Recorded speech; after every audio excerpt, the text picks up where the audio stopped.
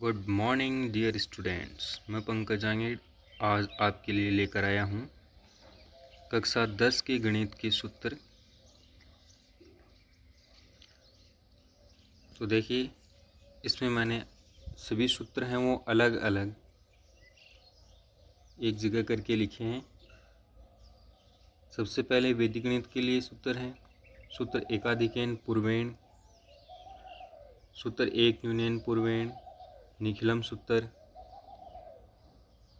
उपसूत्र यादुनम तादुनी द्वारा वर्ग है, उपसूत्र अनुरूपेण द्वारा वर्ग, सूत्र संकलन व्यवकलन द्वारा वर्ग,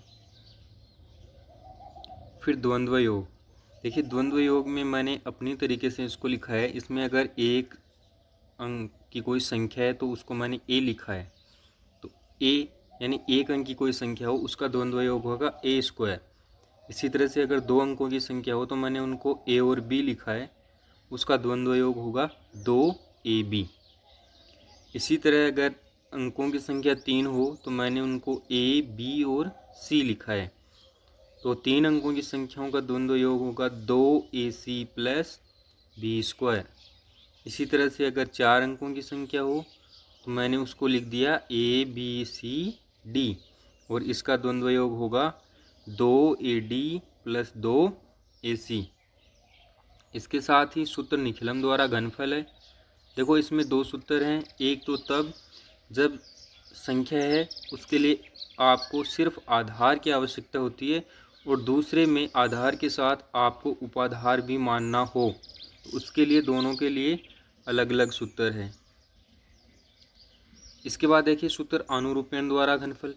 इसमें भी मैंने क्या किया है कि अगर दो अंकों की संख्या है तो मैंने उसको ए और बी लिखा है। क्या लिखा है? ए और बी। तो ए बी की पावर 3 यानी उसका घन क्या होगा? A cube oblique A square B oblique A B square oblique B cube. ठीक है। अब इसके साथ ही सूत्र एकाधिकेन द्वारा घनफल, इसमें भी मैंने ए बी नाम लिखा है। अब इसमें आपके लिए इस साल जो इम्पोर्टेंट हैं वो गुणा के लिए है निखिलम सूत्र और ऊर्ध्वतिर्यम, भाग के लिए ध्वजांक विधि, वर्गमूल के लिए द्वंद्व योग विधि, और घनफल के लिए है निखिलम विधि। फिर जो इसका जो पहले चैप्टर में लास्ट में जो समीकरण वाला पार्ट है उसके लिए जो मोस्ट फॉर्मूले हैं वह समीकरण किस तरह की हो। अगर ए एक्स प्लस बी बराबर सी एक्स प्लस डी का हो तो एक्स बराबर होता है डी माइनस बी अपॉन ए माइनस सी। इसी तरह से ये सारे समीकरणों के मैंने हल लिखे हैं। साथ ही मैंने इसमें कुछ सर्व समीकरण भी डाली हैं, आप देख सकते हो। ये सब आपको याद करना होगा। इसके बाद देखिए रैखिक समीकरण।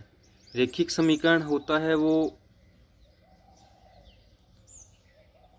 ए X plus B Y plus C equal to 0 के फॉर्म में होता है। अगर दो रैखिक समीकरणों की तुलना करी जाए तो उसमें अगर a1/a2 बराबर नहीं है b1/b2 तो समीकरण का अद्वितीय हल होगा। अगर a1/a2 बराबर b1/b2 बराबर c1/c2 हो तो समीकरण निकाय के अनंत हल होंगे। और अगर b1/b2 बराबर नहीं है c1/c2 तो समीकरण निकाय का कोई भी हल नहीं होगा। अब बात करते हैं द्विघात समीकरण की। तो द्विघात समीकरण की देखो दो रूप हैं। एक तो होता है उसका शुद्ध द्विघात समीकरण, इसमें जो अक्ष का पद है वो नहीं होता है। तो एक्स स्क्वायर माइनस सी बराबर 0, तो इसका हल सीधा निकल जाएगा एक्स बराबर प्लस माइनस अंडर रूट सी अपॉन ए। मिश्र द्विघात समीकरण ये है ही। और इसके लिए जो इसका मानक सूत्र होता है श्रीधराचार्य सूत्र। फिर आपको समीकरण बनाने की विधि, अगर आपको मूलों का योग और मूलों का गुणन दिया हुआ हो तो इस सूत्र से आप इसकी समीकरण बना सकते हो। मूलों की प्रकृति देखो, बी स्क्वायर माइनस 4ac इसको विविक्तिकर बोलते हैं। क्या बोलते हैं? विविक्तिकर, इंग्लिश में डिस्क्रिमिनेंट। इसके आधार पर इसके मूलों की प्रकृति आप बता सकते हो। अगर इसका मान 0 से बड़ा हो तो मूल वास्तविक व भिन्न, अगर इसका मान 0 से छोटा हो तो मूल काल्पनिक, अगर इसका मान 0 के बराबर हो तो मूल वास्तविक व समान होंगे। फिर समांतर श्रेणी किस तरह से उसको लिखते हैं। समांतर श्रेणी का nवां पद, समांतर श्रेणी का अंत से nवां पद, समांतर श्रेणी के प्रथम n पदों का योगफल। फिर अगर आपको समांतर श्रेणी के पद मानने हों तो विषम संख्या में पद यानी कि 3 और 5, और सम संख्या में 4, 6, इस तरह से आप मान सकते हो। फिर त्रिकोणमिति की बात करें तो जो सबसे सरल इसके जो सूत्र हैं वो साइन, कोस, टेन, कोट, सेक, कोसेक को आप इस तरह से लिख सकते हो। देखो इसके लिए जो फॉर्मूला है वो है लाल बट्टा कक्का। एल है यहाँ पर लंब, ए आधार है और के कर्ण है। ये साइन के लिए है, ये कोस और ये टेन। नीचे से ऊपर कोसेक, सेक और कोट। फिर पूर्व कोण के लिए अगर आप देखोगे तो आपके कक्षा 10 में सिर्फ एक ही है 90 डिग्री के लिए, यानी प्रथम चतुर्थांश के लिए ही है। तो ये इसका अपोजिट होता जाता है, साइन का कोस, कोस का साइन, टेन का कोट, कोट का टेन, सेक का कोसेक और कोसेक का सेक। व्युत्क्रम में देखें तो ये व्युत्क्रम फॉर्मूले हैं। फिर जो त्रिकोणमितीय ये गुणन के लिए है, उसके बाद त्रिकोणमितीय सर्वसमीकाएं। देखो मोस्टली सिर्फ 3 ही सर्वसमीकाएं हैं, sine square theta plus cos square theta बराबर 1, 1 प्लस टेन स्क्वायर थीटा बराबर सेक स्क्वायर थीटा, और तीसरी है 1 प्लस कोट स्क्वायर थीटा बराबर कोसेक स्क्वायर थीटा। ये आगे के जो रूप हैं वो इसको सिर्फ पक्षांतरण करके बनाए गए हैं। अब टेन साइन कोस के साथ टेन और कोट का जो संबंध है वो ये लिखा हुआ है। अब ये देखिए, ये 0 से लेकर 90 डिग्री तक त्रिकोणमितीय अनुपातों की सारणी है, यह आपको याद रखनी होगी। अलग से आपको याद रखने के लिए देखो, √2 का मान है 1.414 और √3 का मान है 1.732। इसके साथ देखिए साइन कोस यानी कि त्रिकोणमितीय अनुपातों को एक दूसरे के अंदर अगर आप इंटरचेंज करो, यानी सभी त्रिकोणमितीय अनुपातों को एक ही त्रिकोणमितीय अनुपात में चेंज करो, तो उसके लिए ये वाली सारणी है, ये पूरी आपको देखनी होगी।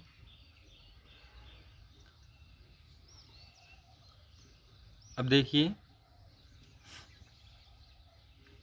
आपके कुछ चैप्टर्स में जो ऊंचाई वाला चैप्टर है उसके लिए लंब की पहचान, क्योंकि जो सवाल दिया हुआ आएगा उसके अंदर सिर्फ कुछ हिंट मिलेंगे कि ये क्या है।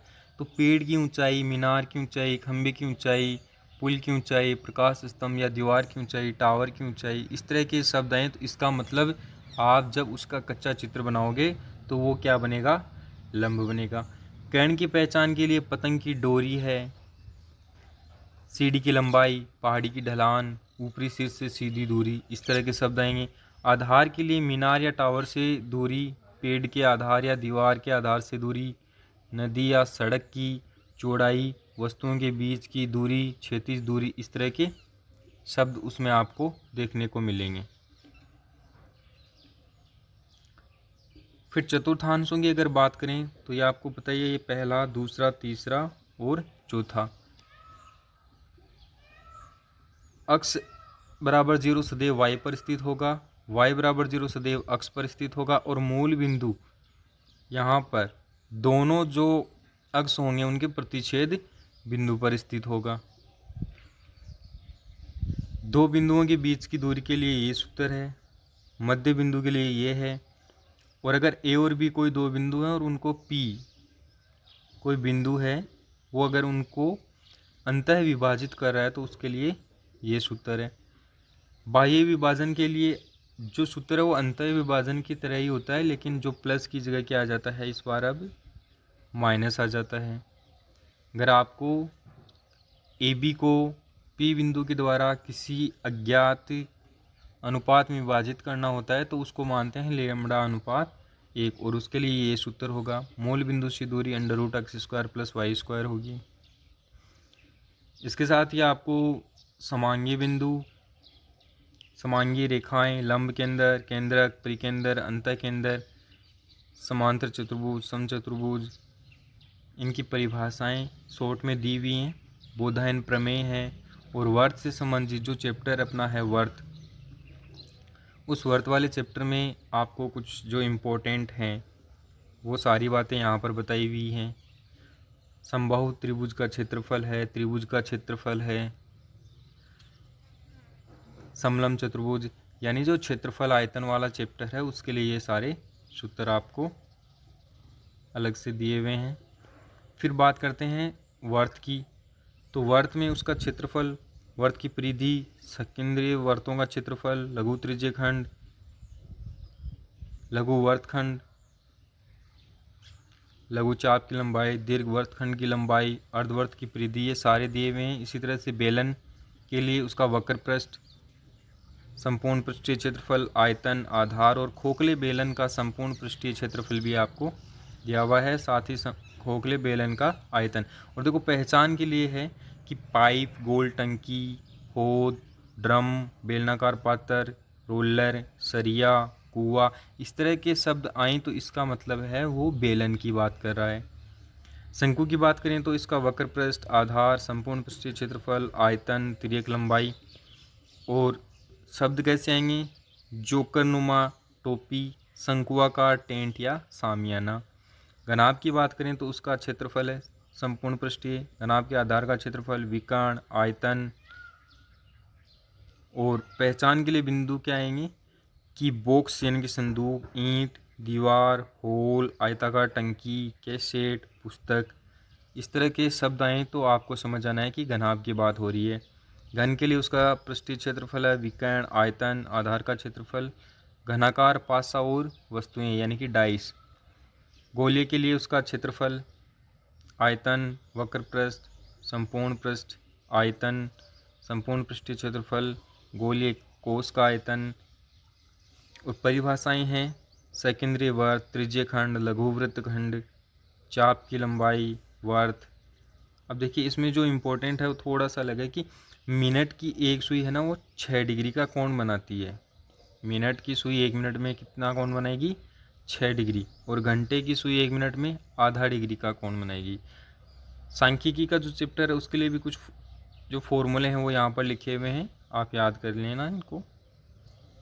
और इसमें 1-2 फॉर्मूले हैं वो एक्स्ट्रा भी डाले हैं मैंने, माध्यिका के लिए हैं, बहुलक है। फिर ये जो एक अलग से इम्पोर्टेंट है कि बहुलक, माध्यिका और माध्य के अंदर संबंध, ये ज़रूर से ध्यान से देखना। ओके फ्रेंड्स, अगर आपको वीडियो पसंद आया हो तो लाइक व शेयर करें।